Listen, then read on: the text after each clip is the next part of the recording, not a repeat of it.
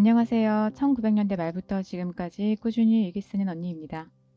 주말에는 언니의 일기 말고 언니가 읽은 시나 언니가 읽은 책 또는 언니가 본 영화, 드라마 이야기 해보고 있습니다. 오늘은 언니가 본 영화 이야기 해볼까 합니다. 오늘 언니가 본 영화는요, 제8요일입니다. 이 제목을 처음 들어보신 분도 계시고 아마 이미 들어본 분도 계실 거예요.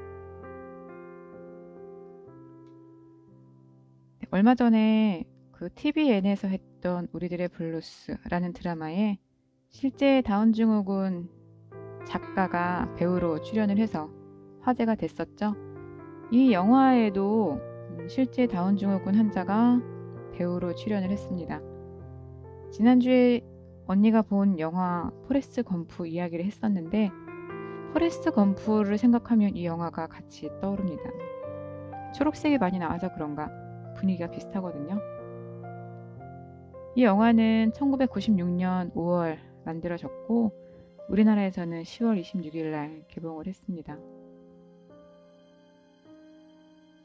이 주연은 다니엘 오트유랑 조르주 역의 파스텔 뒤겐인데요. 네, 그해 칸 영화제에서 공동 남우주연상을 수상을 했습니다. 그 다운증후군 환자는 유전자가 좀 우리랑 다르기 때문에 오래 못 사는 경우가 많은데 여기에 출연했던 배우는 꽤 오래 살고 있다고 합니다. 네, 아리와 조르주라는 두 남자가 주인공입니다. 아리는 은행 직원이면서 세일즈 기법 강사로 일하고 있는 나름 사회적으로 성공한 사람입니다. 하지만 가족 관계는 매우 좋지 않아요. 화목한 삶을 되찾고 싶지만 그게 어디 쉽습니까? 사실 부인도 남편이 그립지만 자신은 없어요.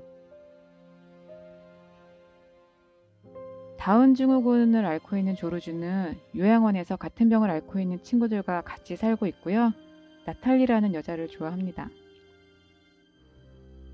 주말에 요양병원 환자들의 부모나 가족들이 찾아와서 밖에 나가기도 하지만 조르주에게는 가족이 없어요. 어머니는 이미 4년 전에 사망했습니다. 그런데 현실을 인정하지 않고 어머니를 찾기 위해서 길을 나서요. 그러다가 둘이 만나게 됩니다.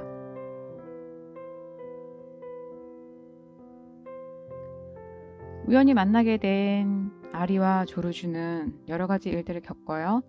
그러면서 서로 관계가 형성이 되고요.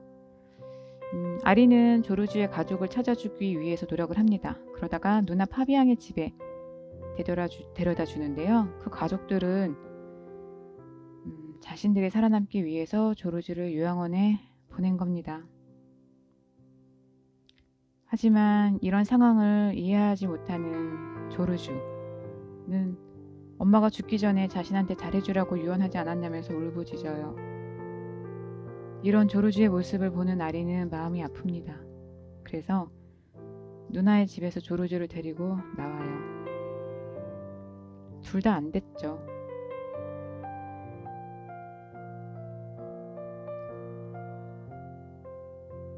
아리는 보고 싶었던 딸을 만나러 갑니다. 하지만 딸은 마음대로 안 되죠.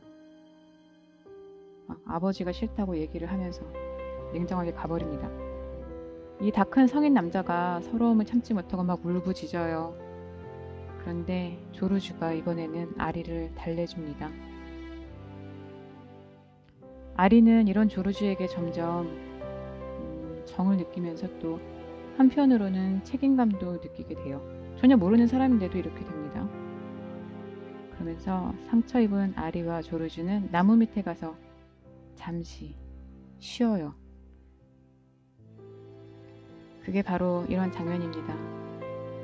자연 속에 가면 사람들은 치유가 되죠.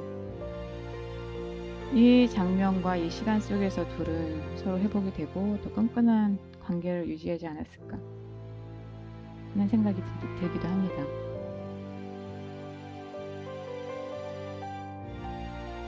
하지만 같이 있을 순 없었고요. 아리와 조르주는 다시 헤어집니다. 조르주가 요양원에 들어갔는데요. 미술관에 놀러 갔다가 문득 아리의 딸, 아빠와 관계가 안 좋은 아리의 딸 알리스의 생일이 14일이라는 것을 기억해 되고 무리해서 이탈해서 차량을 훔칩니다. 그리고 조르주를 찾아가요. 집 근처에 있던 놀이기구를 작동시키고 불꽃놀이를 터뜨리는데 아리의 딸들이 이것을 보게 됩니다. 그러면서 가족들 사이에 두껍게 형성되어 있던 벽이 무너지고 다시 좋은 사이가 됩니다. 조르주 덕분이죠. 조르주는 자신이 정상이라고 생각했지만 아리와 함께한 여러 과정을 통해서 자신이 보통 사람들과는 다르다라는 것을 인정하게 됐어요. 그리고 이제 아리는 가족들과 행복할 일만 남았다고 생각을 하면서 그 자리를 떠나게 됩니다. 아리의 지갑을 몰래 챙겼어요. 그리고 아리에게서 훔친 지갑의 돈으로 초콜릿을 잔뜩 사서 입에 털어놓습니다. 초콜릿 알러지가 있거든요, 조르주에게는. 그걸 알면서 일부러 초콜릿을 사서 먹은 거예요. 그리고 환상 속에서 어머니를 만나 행복한 표정으로 어느 빌딩의 옥상으로 올라갑니다. 영화는 끝이 나죠. 이 영화를 보면서 많이 울었던 것 같아요. 아름다운 영화지만 또 속상한 부분도 있고 우리와 조금 다른 사람들이 살아가는 모습 또 속이 상하고 그랬던 것 같습니다. 프랑스 영화는 좀 재미가 없죠. 그런데 이런 류의 영화들 좋아하시는 분이라면 찾아보셔도 좋을 것 같아요. 언니가 본 영화 오늘은 제8요일이었습니다. 남은 시간 잘 보내시고요. 우리는 내일 만나요.